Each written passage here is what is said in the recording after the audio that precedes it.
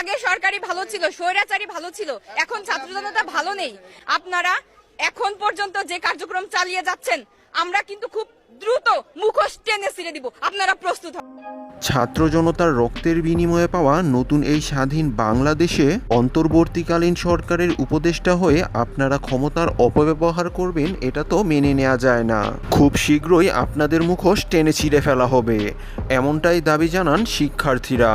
বর্তমানে অন্তর্বর্তীকালীন সরকার ডক্টর ইউনূসের নেতৃত্বে আসিফ এবং নাহিদ দুই সমন্বয়ক উপদেষ্টা হিসেবে শপথ গ্রহণ করে।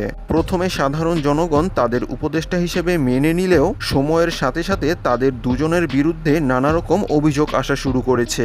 অনেকে বলছে তারা তো ছাত্র, তারা কিভাবে উপদেষ্টা হিসেবে শপথ গ্রহণ করতে পারে।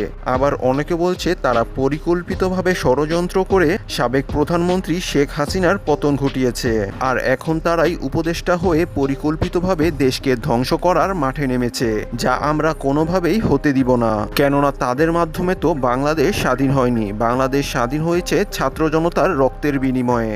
তাছাড়া কিছুদিন আগেও বিদেশি সাংবাদিকের ইংরেজি প্রশ্নের উত্তর দিতে না পারার কারণেও বাংলাদেশের জনগণ তাদেরকে ঘৃণার চোখে দেখতে শুরু করেছে। তাদের পদত্যাগ করানোর জন্য বাংলাদেশের জনগণ এখন আন্দোলন করতে শুরু করেছে।